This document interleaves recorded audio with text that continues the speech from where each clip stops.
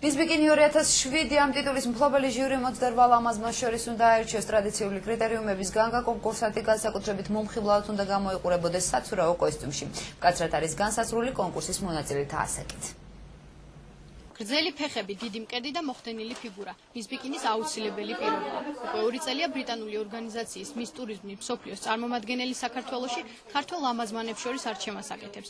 ორგანიზატორებმა კასტინგის საშუალებით კონკურსისთვის 28 გოგონა შეარჩიეს.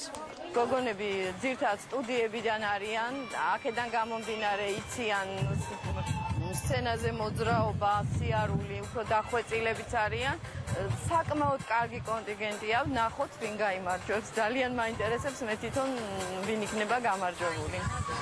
შიშველის სხეული, ეგზოტიკური ატმოსფერო და ცხელი ზაფხული თბილისის ევროპარკში ფინალური კონკურსისთვის ემზადებიან. Miss Bikis 8 კაციანი ჟიური გამოავლენს, რომელიც მსახიობების, დიზაინერებისა და მოდელებისგანაა დაკომპლექტებული.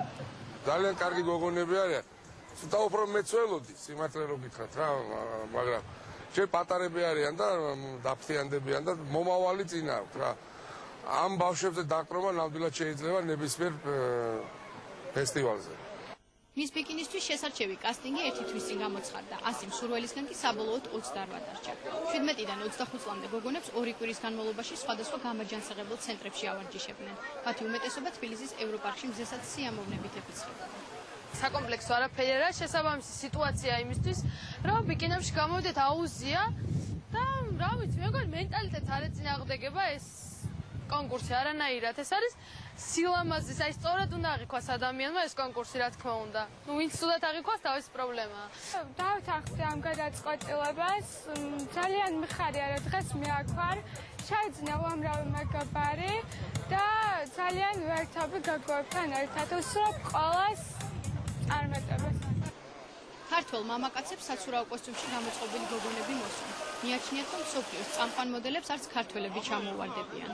რა თქმა უნდა, რომ რაღაცა არის ჩვენ ხასიათში, ცოტა აზიური, მაგრამ მეუთხრე რომ მე მგონი ნორმალურია ყველაფერი, იმიტომ რომ ამათმა ქალმა ყოველთვის უნდა გამოაჩინოს თავისი სხეული, რა ვიცი. თუ ჩაჯდება იმ ფარგლებში, რომ რაღაც მარაზმში არ გადაიჯდება ეს ყველაფერი, რავი, მეუთხრე რომ ყველაფერი კარგია. ძალიან კარგები არიან, დახვეწილები.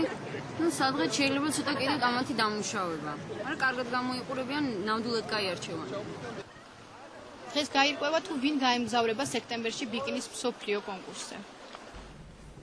და სოფო დვალიშვილი გვერდება ევროპარკიდან პირდაპირ ეთერში. სოფო, თუ გაირკვა ვინ გახდა Miss Bikini 2007-ის მფლობელი? რამდენიმე წუთში გაირკვევა 28 კონკურსანტიდან თუ ვინ გახდება Miss Bikini 2007. ვაკაციანი ჟიურის შემადგენლობა ამ წუთებისთვის საერთო ფავორიტს ირჩევს. ალბათ ყველას აინტერესებს რა კრიტერიუმს უნდა აკმაყოფილებდეს გოგონა იმისთვის, რომ Miss მსოფლიო ბიკინზე მოხვდეს. სწორედ ამისთვის ჩვენ ჟიურის წევრებს გავესაუბრეთ და აქ მოსულ სტუმრებს შტაბ-ეცნიერების ვიტყევთ.